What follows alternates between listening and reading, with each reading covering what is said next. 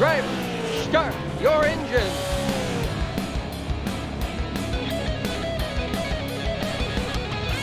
Here we go, folks. Welcome to Stafford Motor Speedway, round number 4 of the Multi-League Race of Champions. We're here for Championship Week as a checkered flag flies on the practice session here. It's 8:30 p.m. Eastern Time. Thanks, everybody, for watching and tuning in to the Multi-League Racing Network. Hi, of course, I'm Scott Patton, joining the booth with Ken Huber. How's it going out there out west? Got any snow out there yet, Ken, or what? Oh, yeah, man, I'm living the dream out here. We got snow day after snow day. It's a winter wonderland, but hey, we're out here in Connecticut at Stafford Springs, Connecticut, out here to do this half mile here, and we're about to grid these cars up tonight for the last race of the MROC series. So the 4 of 4 races, they want to call it, with we got somebody on leading the pack right now, but it's very minuscule on that lead. Yeah, Rod Mitten leading the series by just 1 point on the field. Be interesting how that plays out tonight. Do you have the rest of the point stand? Actually, let's look at the starting grid here before we get too far. We'll maybe get in the point standings maybe later on, or maybe during one of the yellows here coming up. But right now, let's see if we got... Oh, gosh. Let's see if this works. We're going to find the starting grid, folks. Don't you worry, but... if we go by previous races, and the winners of the last race will go to the back and vice versa. So last place guys will end up front. Right now the pace truck is pulling away, leading these cars out. Right now Greg Mall is on the pole, had a bad finish last week, so he's on the pole. Billy Bumgarner out there in second, Jack Watts in third, Christopher Davis out there in fourth, Johnny Hamby in fifth, Mike Herter out there in sixth, Rod Mitten, who's our current point leader by 1 point, is out there in 7th. Mike Melfeld Jr. in 8th. James Hearns out there in 9th. Trent Drum will start this in 11th. And Charles Widener will wrap out your dozen-car field. There it is. There's a starting grid. We're going to go 2 laps here before we turn them loose here for 115 laps tonight. We're going to see 115 laps, 14 cars starting. Looks like 78 degrees. Nice, cool summer afternoon. Track temperature 82 degrees. 0 tire changes, as we know, in multi-league race of champions here in 1 fast repair. 115 laps on the same set of tires. What's your strategy going into this, Ken? Do you think? What do you think these guys look at? I think they look at just keeping it clean. This is a small track. You said we got 1 quick repair. These guys, we got a tie for the points lead right now, so the guys in the back are going to have to be smooth getting up to the front. But right now, the pace car or the pace truck is on pit lane as these guys rack and stack, and they're green. That 8 car is away. Billy Bumgarner is going to take the lead. I think we lost Greg Mall to an internet connection, so Greg Mall is not out on that starting grid currently. The 38 car, Christopher Davis, out there in second on the inside of Jack Watson at 77. Christopher Davis does have the preferred line, and he is going to grab that position. Still side by side behind them. Mike Erder on the inside, the dart, they call him, on the inside of Johnny Hamby. Gets Florida loose off of turn number 4 in the 72 color car. Rod Mitten, one of our points leaders, trying to follow through there on the inside. Maybe looking at 3 wide, thinks better of it on the backstretch here, going into 3. Yeah, that allowed that 78 car, James Hearns, out there in that gold 78. Get alongside Rod Mitten there. Can't quite get it done there. Rod Mitten now got the advantage down on the bottom. Rod Mitten looking at the inside of Johnny Hamby, who just grazed the wall there. Rod Mitten already starting to make progress. As I mentioned at the top there, Rod Mitten is our points leader, but just behind him is Michael Melfeld Jr. He's back there currently running in about 9th position, I'd say. Just looking at the track, but Rod Mitten's only himself, so... Be interesting how these guys navigate their way through this traffic tonight. Yeah, it looks like Michael Melfeld's looking at the safe way around here early on in this race, down in 9th spot right now in that green color car just behind Charlie Widener up there in the 95 car. But so far, Rod Mitten making some waves here up in P number 5 right now in the back bumper of Mike Erder. Well, I know there's some guys out here. We talked about the 2 points leaders, and we were going to go over points there, Scott. Didn't really have a lot of time without no qualifying laps here, but we are looking at a very close battle, especially with the top 4. We got Rod Mitten, Michael Melfeld Jr. is only a point back there. James Hearns running back there in 3rd place. He's only 3 points off the lead, it looks like. Yes, or 4 points off the lead. And then Christopher Davis back there in that 38, where he's in 2nd right now, is only, let's see, 4 points off, or 5 points off the lead. Second, but going for the lead right now. He takes it on the inside of Billy Bumgarner there, new leader. Christopher Davis. And what I was going to say there, Scott, is I completely forgot. No, I was going to say that strategy for Christopher Davis, with these points being so close, might be the best strategy. The points are, every race, it's only 1 point. It's traditional NASCAR points, I believe, right, Scott? That's correct. 1 point per position. The 17 points for first place, all the way down to 0, or 1 point rather, for team number 17. So pretty straightforward. No bonus points for incidents or fast lap or pole or anything like that. So what you see is what you get. These guys got to earn it every way they can on the racetrack here tonight. And I think there's also some other guys out there that would like to get some TV time. Out there in second place, Jack Watson, that 77 car. I used to really like that Budweiser machine he had during the regular season. The reason he's in this race tonight is because he's one of the top 16 finishers from the regular Cup season. Jack Watts currently running in second, what I call the 8-ball 77, because that's what it looks like there, out there in 77. And the Mike Erder back there in third, having a strong night with Rod Minton just behind him. Mike Erder was an invite for being a two-time champion last season in 2 different series. So Mike Erder coming on strong this week as well. Certainly showing that he belongs in this multi-league race of champions. That's exactly what it is a field made up of some champions from this past year. We're going to adjust the rules going forward for next year, 2023. Multi-league race of champions. The eligibility status to qualify for the multi-league race of champions is going to start pretty soon here in January of the whole year. Pretty much any champion racing in multi-league series, iRacing series, any champion of any night of the week is going to automatically qualify for the fall multi-league race of champions series. So that should be pretty cool. Well, we're a dozen laps into this, Scott, and I went out there and I turned some practice laps. Oh, just back there we got a pass. It looks like Charles Widener gets by the green car there of Billy Bumgarner in that green 8 machine. So Charles Widener up a position. Charles Widener almost didn't make the race tonight. He was having some PC issues. Got to the practice really late. Basically, I don't think he turned any laps there, Scott. Well, actually, he turned one of the slowest laps during practice, because I only think he got 1 or 2 laps in. But he's out there and trying to march his way to the front. Charles Widener comes into this. We know he had a rough season, but tied for 8th in points with Justin Michael, who unfortunately had some internet connections, wasn't able to join us, but so he should be able to pick up a couple spots maybe in the point standings, especially with the run here approaching the top 5 tonight. 14 laps on the board already. Yeah, so like I was saying, Scott, I turned some laps here, practice with these guys, and I will say it is kind of hard to pass. I think once we get to the end of this race, I think we're going to see some guys maybe trying to root guys off the line here to get passes made. So we'll have to see if some of the guys, how well they're taking care of their tires, who's taking care of their tires and who's not. Certainly, as there's no tire changes at all, so what you see is what you got. Be interesting who can balance these tires the most throughout the field here. Maybe a late race yellow could find somebody in a good spot if they're saving tires early on. Looks like a battle here up for second spot. Mike Erder putting the pressure on. Rod Minton looking to follow suit. He says, Erder, if you just make the holes for me, I'll follow through. On the low side, underneath Jack Watts in the black ball there, 8-ball rather. Yeah, Rod Minton making that move. You got to remember that for next season, next year there, Scott. Make that black and white one in the 8-ball car. That's true. That would be number 8. That would be Billy Bumgarner's car. Let's see how Billy Bumgarner is doing. He's back there in 7th currently. Kind of dropped back there. Charlie hasn't gained or lost anything, but still running there behind Charles Widener. Just behind Billy Bumgarner in the 78 car is James Hearn. So James Hearn's kind of running slow, but I wonder if he's being cautious trying to take care of those tires. So could be his strategy. I know James can be pretty fast sometimes. Greg Mall back there behind James Hearn in that number 7 car. Now, Greg Mall, it's weird because he was on the pole for the start of this race, but I didn't see him out there. Did you, Scott? But I see him back here in the back. I just noticed that he was on the grid just now, so I was surprised to see him in the standing. So I think he joined at the very last minute here, nonetheless. Starting in, well, kind of where he started tonight, but running in 9th spot right now. Yeah, he might have had some internet connection problems himself and decided to drop to the back.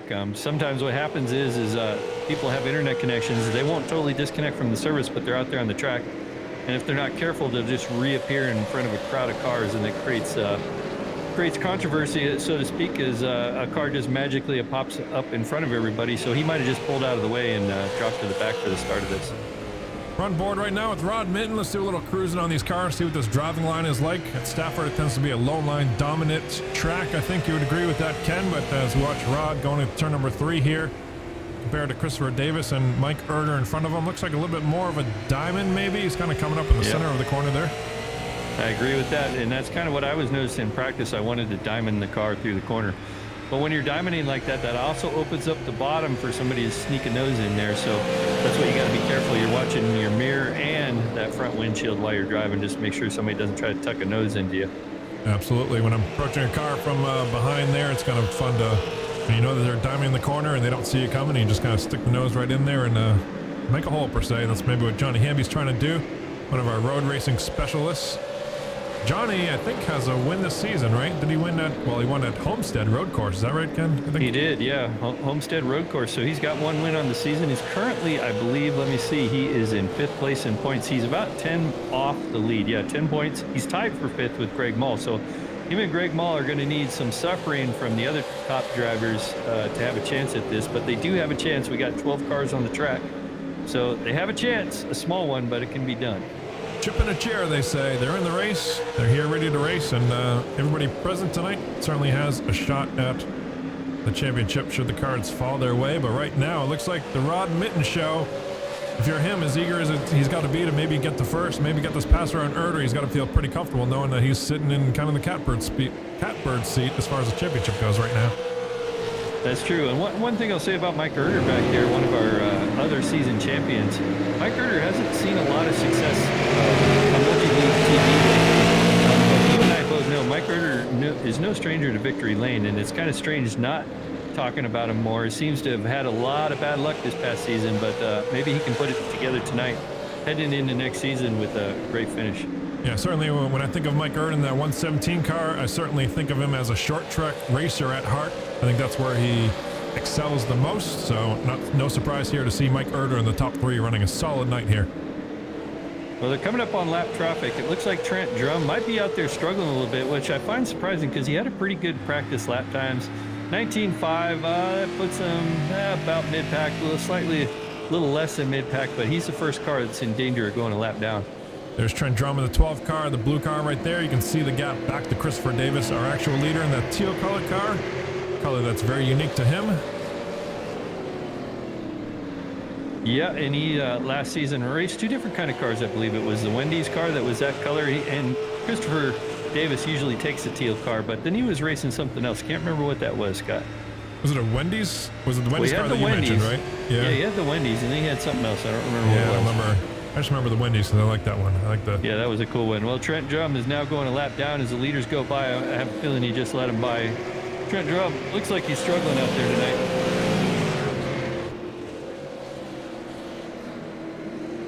So we got about 4 cars that are kind of nose to tail all the way back to Jack Watts, it looks like. So the top 5 cars, I guess it is, kind of nose to tail. Then you got a second or 2 back to Charles Widener in the 95. He's about 6-7 car lengths back.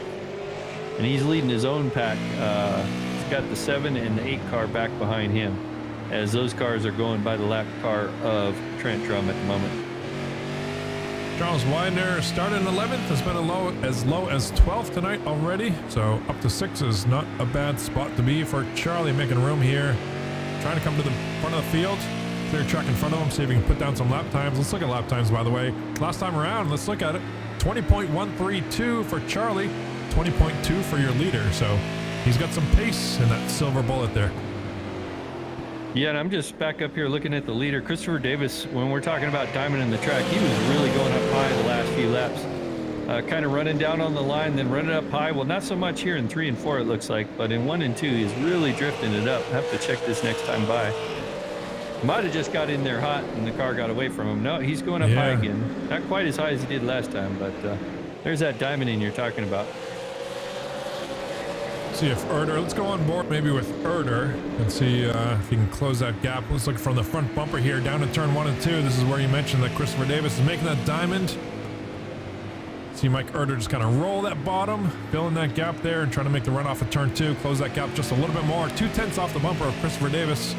Mike Erder sitting in a good spot here. I kind of like the line that Christopher Davis running in my thought process there, Scott. And correct me if I'm wrong. With that line, saving a little bit of that front tire just by not forcing the pressure of keeping it down on the yellow line. Where Mike Erder's keeping it down on that white line. Chris Erder's letting it drift up, maybe easing up on the pressure. But while I say that, Christopher Davis is under all kinds of pressure from that 117 and Mike Erder. Yeah, I think you're right. I think in my mind, the low line that Erder is doing, rolling that bottom line, might be just a smidgen faster. But like you said, probably abusing the tires just a little bit more. Mike Erder making it pretty clear that he is not comfortable sitting in second spot there, putting the pressure on Christopher Davis here. The back bumper going to turn number 3, backs off early. See if Christopher Davis rolls that bottom pretty well there, but you can see how much lower Erder and more straight off the corner Erder can get without getting the car sideways as Christopher Davis loses the back end there. Here we go, battle for lead, side by side off turn number 2. Yeah, that was one of the dangers. Christopher Davis trying to charge back there on the outside. Kind of slipped up there. That gave Mike Erder the advantage. Mike Erder's going to sneak it down there on the bottom. Now Christopher Davis is in danger of losing a couple more spots. Christopher Davis really struggling with the rear end of that car. Yeah, I think that diamond, you know, kind of getting that a lot of speed, carrying a lot of speed on the exit. You got to be careful to be able to control that as Rod Mitten is looking to the inside of Christopher Davis. Dives to the inside. Wow, Christopher Davis, aggressive move there, but well played there to shut the door on Rod Mitten. Yeah, and Christopher Davis, as I mentioned earlier, is in this thing. He's only 5 points off the lead of this thing, so Christopher Davis doesn't want to give any slack, but he's going to need Rod Mitten to have a bad night, and Rod Mitten so far is not having a bad night. That's true. Maybe that explains why Christopher Davis was so aggressive there and shutting the door in turn number 3 last time around, because he says, if I have to give it up, I'll let Erder by, but I'll maybe let him by, but then I'm going to shut the door on Rod Mitten because I certainly don't want him to run away with the points here in front of me. So I'm going to talk about another story here because it's not making sense to me, and that's the 155 car of Michael Melfeld Jr. So Michael Melfeld Jr., he was the fastest in practice, put down a 19.2, or actually I guess he was second fastest in practice, but when I looked at it, he was fastest. Anyway, he's back there running at the tail end of the lead lap, which is crazy to me because he's been really strong all season. So I'm wondering what he's doing behind the wheel right now, and we're not even halfway, so I wonder if he's just saving. Saving, yeah, and I think if he were to find a yellow flag that maybe falls at the right time, he could be sitting pretty well off, but at this point, 7 seconds off the lead, you gotta wonder, even if he puts the throttle down at this point, can he catch the leaders coming up on the halfway of this race? That's a tough position to be. I don't know. Yeah, it's tough. I'm just weird to me. So meanwhile, up front, Mike Erder's pulled off about a 1.2 second gap on Christopher Davis. Mike Erder's starting to pull away. And meanwhile, they're all battling for second right now. Rod Mitten looking on the inside of Christopher Davis now for second. Ooh, very close right now. Oh, and they get together. That almost, that is the caution. Oh, no, it isn't. Mitten saves it, but he's going in the wall. Oh, wow. Oh, there's going to be maybe some tempers flying out there right now. No caution, which kind of was what we were talking about with Mike Erder, or not Mike Erder, but Michael Melfeld Jr. needing that caution. That didn't happen then. Somehow, Rod Mitten saved that thing. We're looking at the right front, the kind of drone camera on Rod Mitten's car, right front damage on that thing, but still sitting pretty in the 3rd spot there with Christopher Davis back in 6th throughout that mess there. Yeah, and if you remember last week, some of those cars had quite a bit of damage and just ran just fine. Michael Melfeld Jr., I believe, won that race. Or no, that was Rod Mitten won that race, but Michael Melfeld Jr. had a lot of damage on his car, I believe, and was able to keep that thing in 2nd. But if you're Mike Erder, that's exactly what you want to see. Those guys wrestling for 2nd spot. You had to kind of know it was coming. Rod, I would assume, was running out of patience there. With actually, let's see if I can find that highlight. Let's go back and here we go. This is a replay here.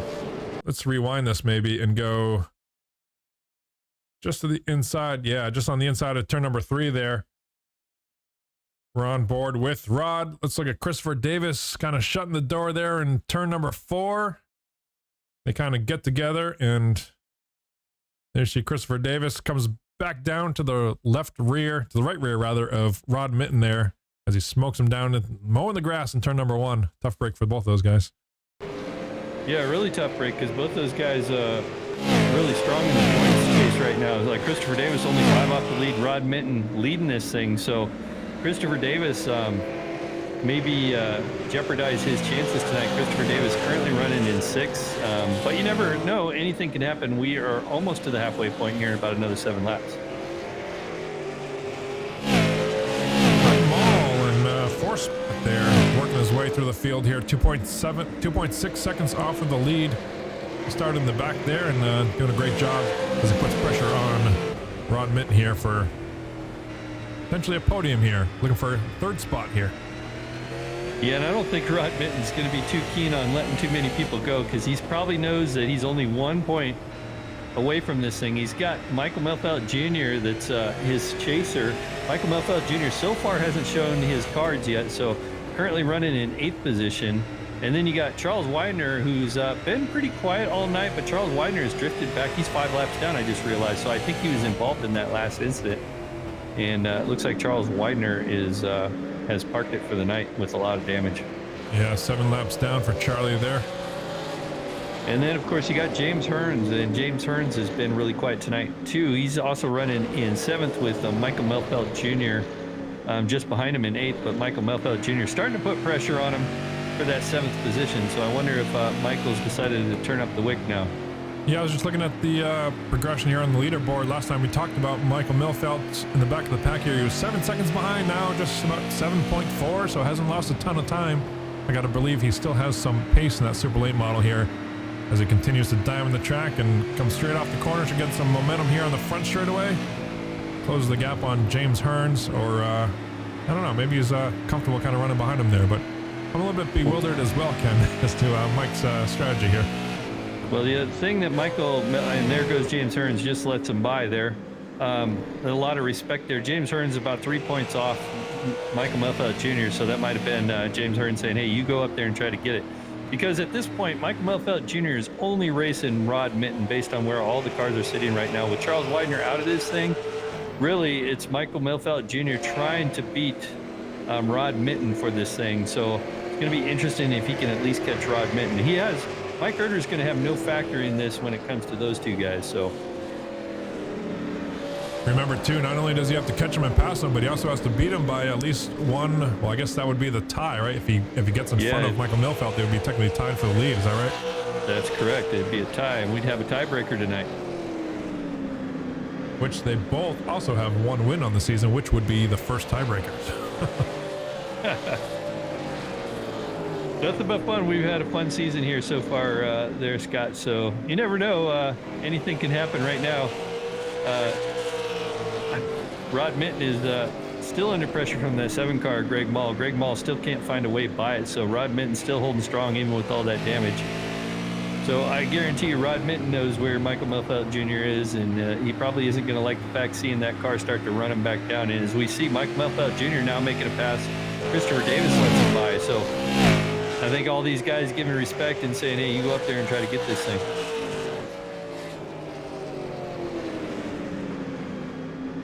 I'm curious, now that Michael Melfelt Jr. has got some clean track ahead of him, what the lap time difference between him and Rod Mitten is. Yeah, last time around, let's see, Michael Melfelt with a 20.27 and Rod with a 20.1. So a little bit faster for Rod, however, not by that much. Well, yeah, wait till the next lap, because that last lap, I think Michael Melfelt Jr. was making a pass, so be curious about the next lap. Yeah, let's look at this. We know that Mike's been kind of taking it easy on the Goodyears here, or Hoosiers, I guess I should say. They're using Hoosier tires here in the Super Late models. Last time by, Mike with a 20.222, Rod with a 20.180, so still about a half a tenth faster for Rod. Yeah, well, Rod's doing a great job. Like I said, he's got that points lead and he wants to keep it, so keeping those guys pinned behind him too, like Greg Mall. But hopefully Greg Mall doesn't get frustrated like Rod Mitten did with Christopher Davis, and we have another ugly incident out there. Did Rod get frustrated with Chris, or did Chris get frustrated with Rod? Maybe a little bit of both. I think it was just they were really close to each other, and then that tap happened, and things got a little out of control there. Tell you what's happening. I think that lead is closing up a little bit. Johnny Hamby in second spot here, just 1 second. He was about a half a tenth faster than Mike Herter last time around here. 65 laps on the board here at Stafford. Yeah, 50 laps to go. I guess this is about the time you start turning it up here. These laps are ticking off, 19, 20 seconds a lap. half mile, kind of almost a flat track with a little bit of banking there. Pretty impressive lap times though with these cars. I want to go on board with Johnny Hamby, something we saw last week at New Hampshire as well. He's not afraid to look for some grip, and last time around off of turn number 2, I saw Johnny Hamby kind of painting the apron there, looking for any grip he can find. That time a little bit higher, and then notice how he pivots it and then tries to get a nice straight run. That to me is kind of a road racer mentality, kind of searching all over the track, not afraid to deviate from the common line there and look for any grip that he can find. That time around, about another half a tenth off the lead of Mike Erder. Yeah, notice another thing he's doing with the line. I'm wondering if these cars are starting to tighten up a little bit, Scott, because I noticed Hamby was hitting that apron on the exit of both the corners, both ends of the tracks, kind of touching that apron, maybe to try to get that car to turn a little bit. You can see him down there on the apron right now. Maybe trying to get that car to exit the corner a little bit better, and he is definitely running Mike Erder down. But you know who else is right behind Hamby right now, and that's Rod Minton. He's on his way back to the front as well. There he is, a little bit of right front damage, a little left front damage, but he probably can't see that from the cockpit and probably doesn't even care. So Rod Minton doing a heck of a job here. Last time around, Rod fastest on the racetrack by about a tenth. That time by a little bit slower than the leader, but nonetheless, Rod has plenty of pace in that yellow machine there. Trying to make things happen here. Yeah, and like I said, the only person he's really racing out there tonight is probably going to be Michael Melfeld Jr. at this point, unless something drastic changes. 46 laps to go. 45 actually make it now, Scott.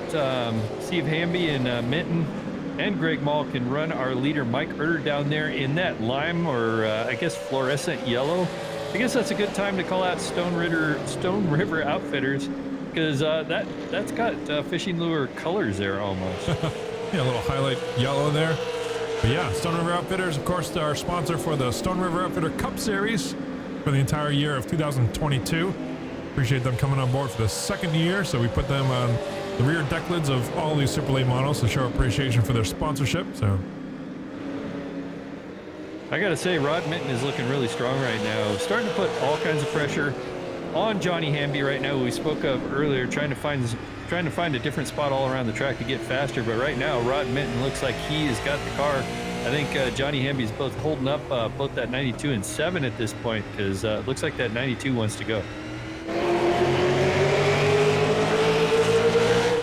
Got Mr. Wes Holland in the chat, Senior. Good to have you join us, of course, for our finale. This is our season finale, not only the finale for the Multi-League Race of Champions, but Ken, by golly, this season has come to an end finally, and this has been a long season since February. Well, it sounds like a long season there, Scott. You're all choked up. Well, we got to pass for second right now. Rod Minton on the inside of Johnny Hamby, going for it right now, seeing if he can make this inside lane stick. Couldn't quite get it there, and the 70 car had. Ooh, that was close right there. Oh, Rod Minton just in the side there, Johnny Hamby. Oh, we're going to go almost 3 wide. Greg Mall now on the inside of Rod Minton. Greg Mall has got the advantage down that inside line, so that attempt by Rod Minton cost him a spot.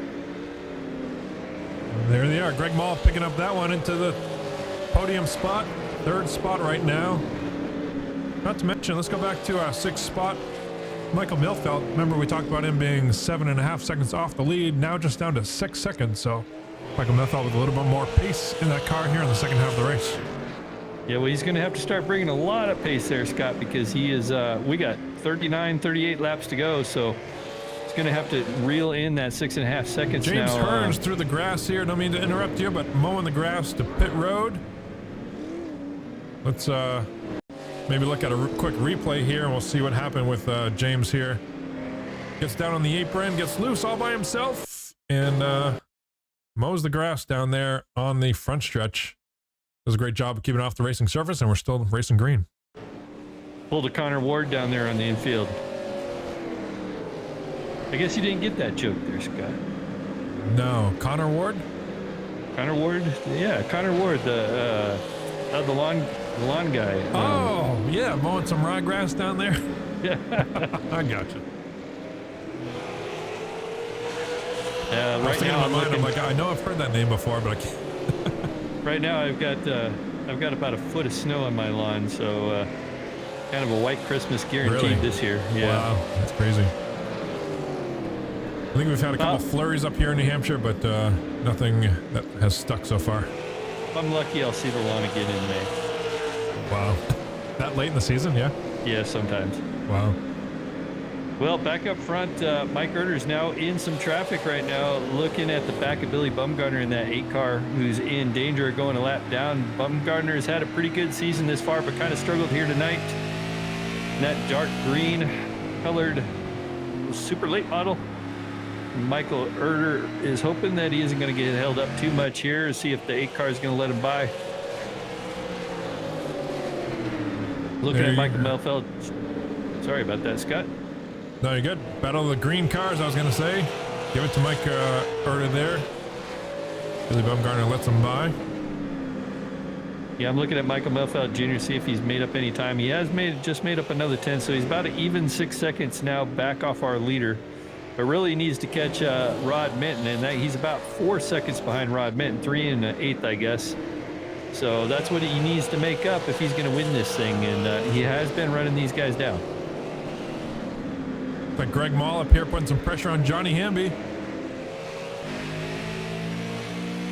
Maybe cruising the outside here, throws it in there on the top side, trying to gather some momentum. The crossover gets to his bumper, down to the apron, steals Hamby's line, takes him on the inside down the front stretch. Oh, and just behind them, Rod Minton tagged the wall hard. Almost rode up on 2 wheels there. He was. Rod Minton in big trouble right now. Wow. So that is our points leader right now and in super danger. Right now he's also got, well, James Hearns is probably a lap down because he headed to the pits. Yeah, James Hearns is 2 lap down, so not a factor right now. Rod Minton needs to keep Michael Melfeld Jr. in his rearview mirror, and right now he's going backwards. I'm interested to see what kind of pace Rod is doing on that super late model, see if how much damage he has sustained. We'll see what kind of lap time he does this time by. 20.5, not all that bad compared to Mike Erder's 20.3. We'll see Michael Melfeld behind him doing a 20.3, so 0.2 faster for Michael Melfeld. The pressure is on now. Yeah, definitely. I imagine Rod Minton is saying, God, I'm going to throw this thing away at the rate it's going, so he's got to get up on that wheel. 28 laps to go. Looking at my timing and scoring here, and Michael Melfeld Jr. is probably watching Rod Minton get closer and closer. And hey, Mike, if you're going to step it up, now's the time. You can see him. We're on cockpit view right now with Mike Melfeld down the front stretch. I'm sure he can spot that bright yellow fish and lure car up there, and I'm sure he probably saw the incident off turn number 4 a couple laps ago, and that's your motivation, Mike. Go get him. 4.7 seconds now off the lead of Mike Erder, not to mention Rod Minton. Well, speaking of the fishing lure cars, I say it every week, Scott. You did a great job putting these cars together. This series that you run, I'm sure the guys really appreciate and doing all the paint jobs at Patton Paints. Really cool to see these. I enjoy it. And after 4 races, I don't even need to look at the drivers' names anymore. I could just look at the car and know who they are. It's just been awesome calling this race with you this well, pretty much all season as we get ready to end it, but it's been a blast calling the race, and this last 4 has been pretty exciting. Yeah, I appreciate that, Ken. Certainly, it's been a blast calling the races with you all season, not to mention the Multi-League Race of Champions races, one of our favorites for the year, but to say that I couldn't do it without you is a huge understatement, because I think you've seen the setup here and all the stresses that I've gone through with running cameras and everything else, so everything that you do here is a huge, huge benefit to this, keeping this whole broadcast together. Certainly couldn't run it as smooth and effortlessly. Hopefully it appears to be effortlessly from the fan perspective, but certainly appreciate all your help with everything, Ken. Well, thank you. I feel like you do most of the work, though, but I really appreciate it. I've enjoyed it.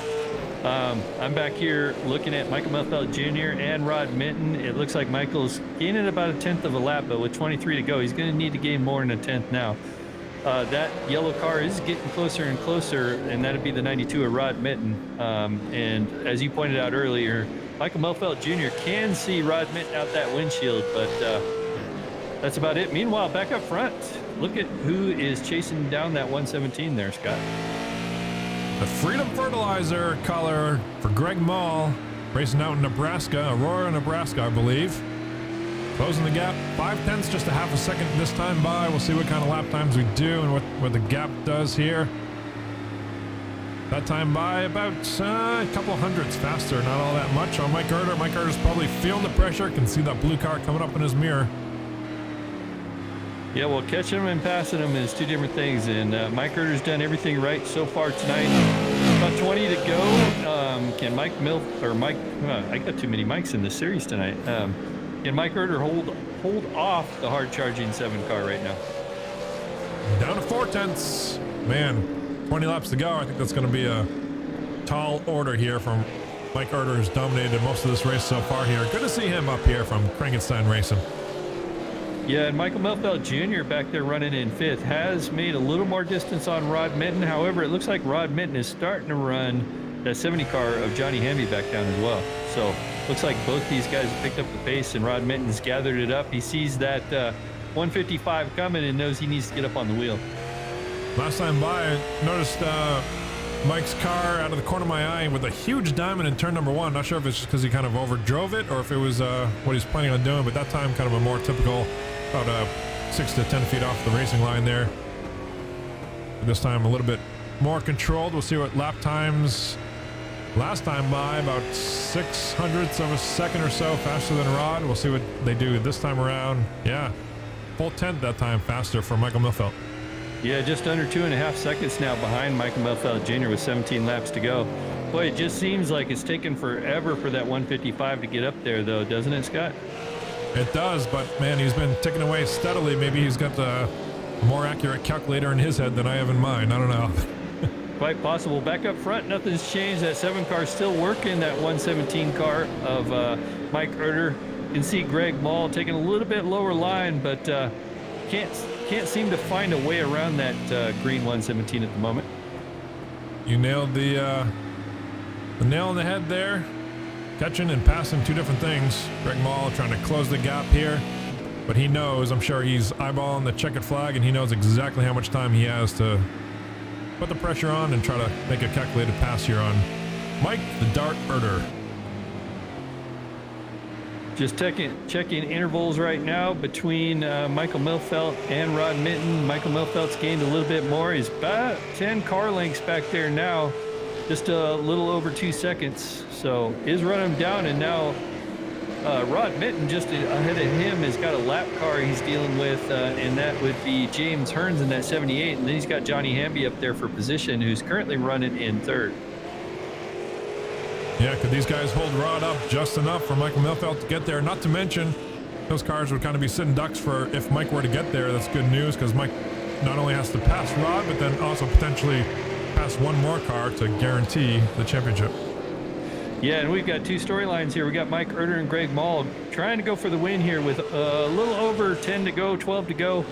And then just behind them, we got the battle between Rod Minton and Michael Melfeld Jr. for the championship. So we'll have to see. We can see Rod Minton's only about, or not Rod Minton, but Michael Melfeld Jr. only about 5 car lengths now. He is going to get there. Can he pass him if he does? That's the big question. Getting there too up front. You nailed it, as Greg Mall is going to get there to the back of the bumper of Mike Herter. He is more or less there, putting the pressure on. 10 to go this time by. 106 going on the board of 115. The pressure is on for both of these races here. Yeah, this is going to be hard to call, Scott. I don't know which one to watch right now, because Michael Melfeld Jr. is just about to the back bumper of Rod Minton. They get a lot of damage on that 92 machine too, so you know Rod's probably driving the heck of it. He knows he's got to keep that 155 behind him. And then if that 155 somehow gets around Johnny Hamby, that's going to give the championship to the 155 of Michael Melfeld Jr. So exactly. Rod has got to do everything possible to keep that 155 behind him. I'm looking at the tiebreaker, right? The tiebreaker would potentially be wins. They both have 1 win on the season. Looking at top 5s, Rod Minton with 3 top 5s, Michael Melfeld Jr. with 2 top 5s. So I think Rod would have the official tiebreaker if Michael were to pass him here. Yeah, we got next time by, we'll have 7 to go. Lucky number 7, Johnny Hamby, kind of holding both those guys up, it looks like, at the moment. You see the 155 right up to the back bumper there coming out of 4. Looks like that 155 is going to try an outside move. I wonder if this is a trick here to get down to the bottom here, maybe make a run on the inside there. And he does. Oh, and the 92 throws that block there. Says, nope, not this lap. You see the 155 down on the apron now. Oh, we got to keep it off that wall there. Driving a little bit wide, but keep the diamond up here in turn 1 and 2. Looking to the outside. Johnny Hamby gives him the gap. Rod Minton has no choice but to let off a little bit to try to undercut him. Can't do it that time. Johnny Hamby with the block move in turn 3 on Rod Minton. We've shown Rod's not afraid to move some people here. We'll see what happens. Yeah. It's 5 laps to go this time by. And the funny thing with Johnny Hamby being in that position, like I said, either one of these guys get by Johnny Hamby, that's going to seal the deal for either one of them. Some contact in 3. Michael Milfeld gets thrown up high with the crossover down low to the inside of the 92. Cross the start finish line side by side. 4 laps to go this time. This is for the championship right here. Yeah, and you know what? Michael Milfeld Jr. is still going to need to get to that 70 car though, Scott. So that's what we talked about, that tiebreaker situation. So going to have to get to that 70 car, get around him, and hopefully that Rod Minton doesn't get around it. So that's what we're looking at. Rod Minton's still leading this championship on the tiebreaker, but they're tied for points right now, and the 155 needs that 70 car. I think he's putting the pressure on. He's got some pace here to catch him. We'll see what Johnny does, blocking that low lane, but we saw Mike is not afraid to go up high. Ducks down low, says, hey, if you want to ride the apron, I'll ride the apron even lower. Puts all 4 wheels down there. Johnny Hamby blocking up that lower lane. Michael Milfeld floating the outside, trying to make something work. Rod says, that's fine. Leave me in the inside lane. I'll float down here with Johnny Hamby. Look at that move. Power move. Power move by the 155 goes around the 70 on the outside. Well, 70's challenging back. 155 clears the 70. We got 1 lap to go. White flag is out. Rod Minton. Rod Minton tagging the 70 car. Oh, it's getting desperate out here. Meanwhile, up front, Rod Minton, but nothing's changed up front. Still Mike Erder leading this thing. Coming to the checkered flag. Give the win to Mike Erder across the start finish line. Greg Mullins second. Oh my God. So we got Michael Milfeld Jr. crosses the line in 3rd, Johnny Hamby in 4th, and Rod Minton your top 5. That, I believe, gives a championship to Michael Milfeld Jr. Wow. I think it does. I'm no mathematician, but yeah, tiebreaker. Well, we didn't even need the tiebreaker because there's 1 car between them, Johnny Hamby between those 2. Wow, what an exciting race. What a way to finish that one. I'm sweating here, Scott. That was fun. That was awesome. Mike Erder, I don't even think we have Erder in TeamSpeak down there, do we? No, yeah, Mike we do. Look at that. Pull him up to the green room here. You want to get things queued up? I'll get things queued up with replays, and we'll get some interviews going get here. Them up here. Looking for those bandit guys. We got Greg Mull out there who finishes in 2nd. I got him. So it looks like we got everybody in the green room there, Scott. And I think Mike Erder isn't used to winning on multi-league broadcast TV because we didn't get the burnout. At least I didn't catch it. I didn't either. All right, we got this queued up here. Why don't we talk to our race winner? Mike Erder, why not? Mike Erder, Scott Penn up here in the booth. Dominating fashion here at Stafford Springs, Connecticut, Stafford Motor Speedway. Winning race number 4 for the Multi-League Race of Champions. How did that feel, having the pressure of Greg Mull there behind you, closing the gap in those closing laps there? I tell you, that's wore me out. Who'd have thought that had happened, huh? Right. A lot of pressure on there, but how was the racing line? And we saw you guys kind of diamond turn 1 and 2 a little bit, but how was the tire wear throughout the race? And did you notice that maybe a little aggression early on in the race kind of wore the tires down a bit? Is that why you think Greg Mull perhaps was catching it towards the end there, or what? Yeah, probably. I was also just trying to keep it straight. He was catching me. I don't know if he would have got around me, but who knows? I'm not used to these short track things. Well, that's funny because Scott was mentioning during the start of the race he thought you were a short track racer. No. Oh, come on! I've seen you take some short track wins in the years, Erda. Don't throw yourself short there. Yeah, aren't you one of the cranky guys? Yeah. Wade taught me a couple things last night at Martinsville that helped out here. There you go. There's a full team effort from Wade Cheetah. Give him a shout out there. I see him down in there in the cranky TeamSpeak there. He's probably racing the other race, but full team effort there. I know Cranky Sign is all about helping everybody out. So good to see you up here nonetheless, Mike. And you want to talk a little bit about what championship did you win this year that qualified you for the Multi-League Race of Champions? I think it was a Sunday night Cup Series. Oh, is that the old the Gen 6 cars or? No, the old ones, right? Yeah, the older ones. Cool. Last gen, Scott. Yeah, and I thought you won 2 this season. I thought you had the Xfinity too. I think you won 2. That's what got you in here. Yeah, maybe. It does seem like I won another one. Well, you win them so much you can't even remember what you won. No, just getting old. Ken made the comment that maybe you're not used to winning so much because you didn't do any burnouts for the fans here on the front stretch, but I just don't do burnouts. All right. Well, nonetheless, appreciate you here joining us at the Multi-League Race of Champions. Congrats there. We knew we'd get you in victory lane after some time here. So just proving that once again, you certainly belong here in the Multi-League Race of Champions. And not to mention, Mike, I want to personally thank you. You made the suggestion. We're taking suggestions from the fans all the time and the drivers for that matter. But you're the one that actually messaged me and said, hey, what about throwing some champions in here from past series to qualify? And we implemented that this year. And here you are in victory lane, Mike. So appreciate that. And we're always looking at ways to improve things. So appreciate that input. And congrats on the win here at Stafford Springs. Thanks. I appreciate you guys. Catch you later. Thank you, Mike. Take care, Mike. There it is. Where are we going next, Ken?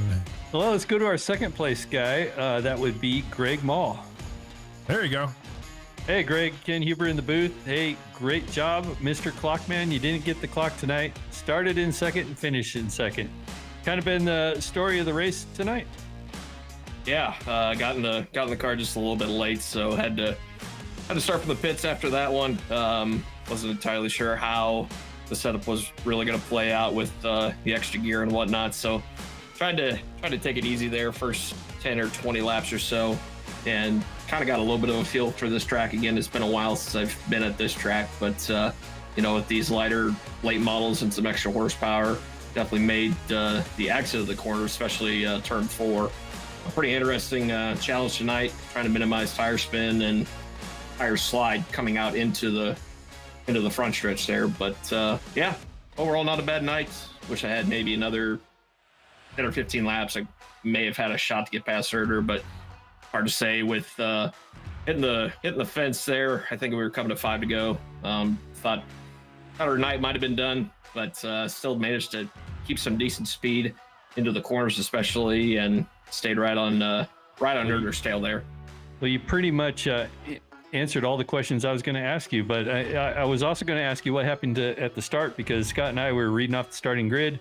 You were starting, I think, basically, well, you started in second, and then I was looking at the car grids. I didn't see out there. I was like, oh no, I wonder if it's an internet connection or something like that. But I guess it was just a late start. But that's a heck of a comeback, coming all the way through the field, getting second. And like you said, probably extremely hard to pass out here tonight. Yeah, it wasn't the easiest challenge by any means. Definitely was just a matter of seeing how well you could roll the corner, especially the center, and just trying to get the best exit off of the corners. With these turns being a little bit different of each other, 1 and 2 versus 3 and 4, made it an interesting challenge in that regard. So had to go in with a little bit different attack plans into those corners tonight. But yeah, overall just able to roll some decent speed into the turns and keep a straight exit off of them. So. Well, if you ever want to know how to make passes, you got to watch the broadcast tonight and check out Michael Melfelt Jr. for that run he had tonight coming back from the back. So that was pretty impressive, some of the passes he made right at the last 5 laps of this race. But congrats to you. Great season. We had a lot of fun watching you during the regular Cup season. That's what got you here. I don't remember what point position you were in at the end of the season, but I know you were up there and you were in that final championship battle, but you missed a race and that kind of cost you. I think you ended up at real Las Vegas instead of racing with us, if I remember right. Yeah, it was just a little bit unfortunate. I was visiting some family down in Arizona, and so missed one race. I think it was Texas, and that just kind of put us in a big hole in terms of trying to dig out of for the chase during the regular Cup season, and just couldn't quite get out of that hole. But overall, not a bad year for the Cup Series in general. Managed to get a few wins on the season, which is some good momentum going into next year, into 2023. Got some high expectations coming into next year, and yeah, this little short season was definitely something different, something interesting. I know it's been a while since I've ran these super late models, and it's just kind of nice to get back into that seat and see what we had to offer for this season. So, well, like I said, it was fun watching you. You got anybody you want to thank tonight? Well, of course, all the friends and family that are back home watching the broadcast on Twitch and watching you guys over at MLRN.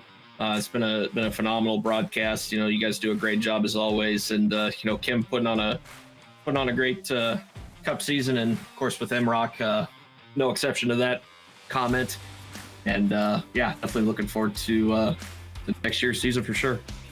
All right, thanks, Greg, and good luck to you next season as well. Look forward to seeing you out there. Thanks, guys. Appreciate it. There it is. Greg Mall finishing second, runner-up to Mike Erder. Put the pressure on, but couldn't quite get there towards the end with a 0.2 of a second gap. But nonetheless, let's bring up our third place finisher. Not to mention our Season 2 Multi-League Race of Champions champion, joining the company of West Holland, who won the championship last year in the inaugural season. Congrats, Michael Melfelt. A hard-felt battle. Hard to say that anybody, I don't know if anybody can say that you didn't earn that thing.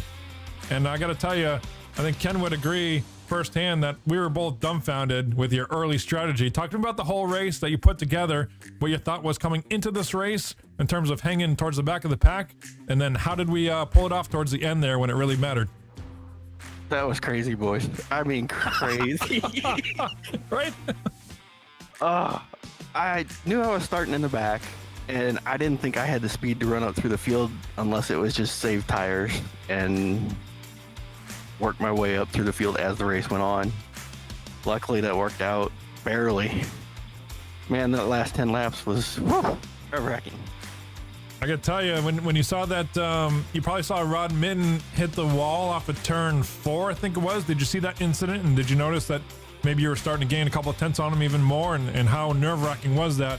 Kind of, you're probably doing math in your head, right? Counting down the laps and counting down the interval. And how nerve-wracking was that maybe the championship looked a little bit more feasible for you at that point as you closed the gap?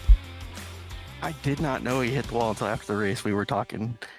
I just saw the interval closing and the laps counting down, and I was pushing as hard as I could go. That's awesome. Talking about the first half of the race, were you kind of holding back a little bit, knowing, like, purposely kind of saving tires as you drifted about 7.5 seconds off the lead there? Absolutely. Yeah. The first half was all about saving tires, and about halfway to go, it was go time. I started going for it.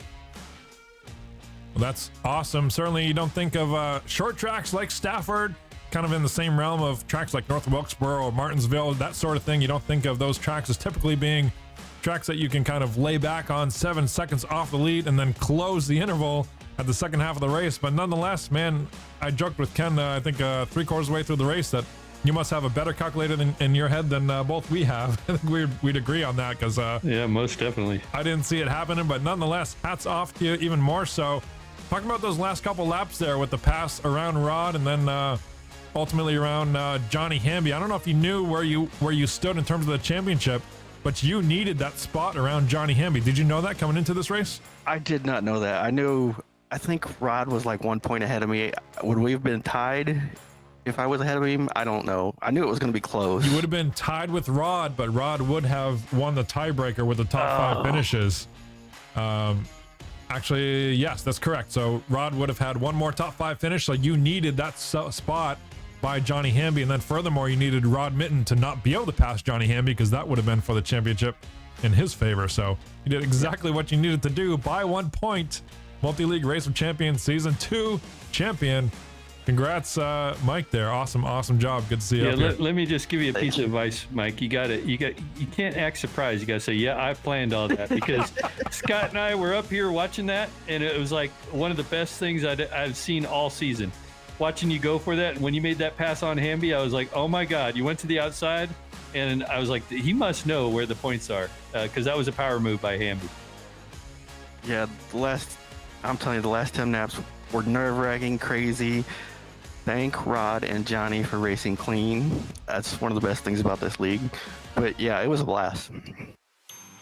Certainly, and that move there, to Ken's credit there, we were watching that as he floated down to the outside of Johnny Hamby. He was kind of blocking that inside lane there, and how much patience it's got to have a ton of patience and discipline on your part to say, okay, you want the inside? I'll take the outside. And reminds me of the kind of the old Dale Earnhardt days. And I think if I remember right, in turn 3 and 4, you kind of pulled a crossover move, floated on the outside, and then took Johnny Hamby down low. He was using the apron the entire racetrack, but he said, you know what, I'm going to go even lower, put all 4 tires down there, making the pass there. That was awesome. One of the best passes I've probably seen. Arguably, I think Ken would agree with this, all season long from February until now. Congrats on that. That was awesome to watch.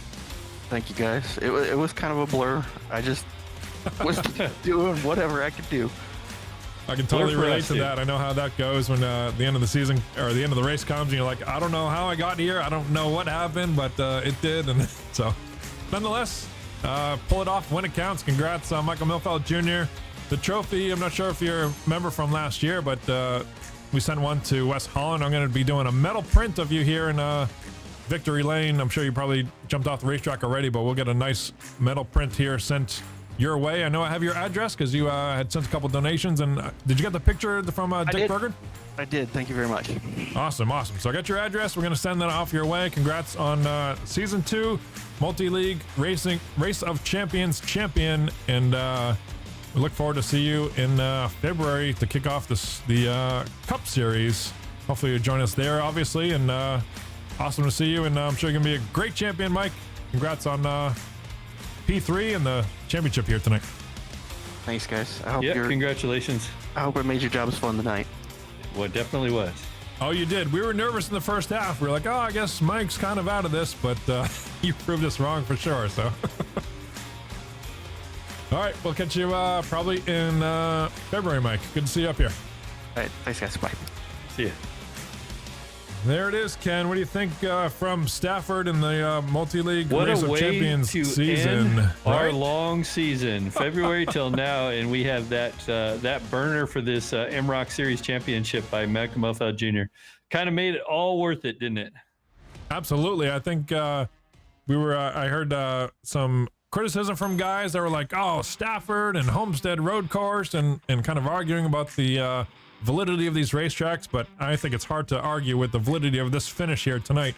Not only for the good, awesome racing we had throughout the field. Heck, we went green flag racing, 115 laps, 6 cars on the lead lap. Only 4 seconds back was Jack Watson, that 8-ball car there. So let's look at some finishing. Let's see if the finishing results work here. Mike Erder with the win there. Greg Mall from Aurora, Nebraska in second. Michael Milfeld, we talked to him. Johnny Hamby fell in that gap there, needed the points. Finishing in 4th, Rod Mitten in 5th, Jack Watts 6th, Christopher Davis down 1 lap after that incident with Rod Mitten about halfway through this race. Billy Bumgarner in 8th, James Hearns having some issues, but we saw him as a lap car letting the lead lap cars race there from Barrie, Ontario, finishing in 9th, and Trent Drum rounding out our top 10 there. You have the rest of the finishers there, Ken? Yeah, Trent Drum. So then we got Charles Widener out there in 11th, and that's pretty much it there, Scott. So you left me one guy to talk about. So Charles Widener having a tough break tonight in that silver 95 car. But Charles Widener was in this hunt. Kind of had a rough start. I think he was involved in that incident between Rod Mitten and whoever that was, whoever we were talking about, Christopher Davis. That's what it was. I think he got the worst end of it. A race summary there. 2 late changes between 3 drivers. Fastest lap was by Charles Widener. Lap number 5, 19.639. Congrats to Charlie on that. Not leaving without making his mark. So good season for Charlie there. But yeah, multi-league Race of Champions season number 2 in the books. Not to mention the Stone River Outfitters Cup Series. So that is it for Multi-League Racing Network. Appreciate all the viewers out there. Mr. Wes Holland Sr. joining us every week. Great to see you here. Happy holidays to you as well. Heath Smith in the chat. Great race, good job, guys. Appreciate you watching. Heath, if unfortunately couldn't make it to the race itself, but that's about it, Ken. What do you think from Multi-League Racing Network? We're going to be back in action February from Daytona. Yeah, very fun season. Really enjoyed calling the races with you. I really enjoyed these drivers, like I said, to have this icing on the cake tonight. A lot of fun. Hope everybody has a very Merry Christmas. Who knows, maybe Scott and I will see you maybe a race or two before the actual start of next season, but going to be looking forward to next season no matter what. And yeah, that's about it. Multi-League Racing Network, Ken Huber, Scott Patton in the booth. Appreciate everybody watching here. Hit the subscribe button if you haven't already. That way you'll get notifications throughout the off season if we happen to do a one-off race here or there, and then certainly the season opener from Daytona next year in February. Look for us there for all the racing action. Appreciate everybody watching, all your subscriptions there to the channel, and we look forward to everybody joining us in February. Have a great New Year, Happy New Year, Merry Christmas, everybody, and join the off season Multi-League Racing Network. Going offline here for the rest of the year. Thanks everybody for watching. Good night, everyone.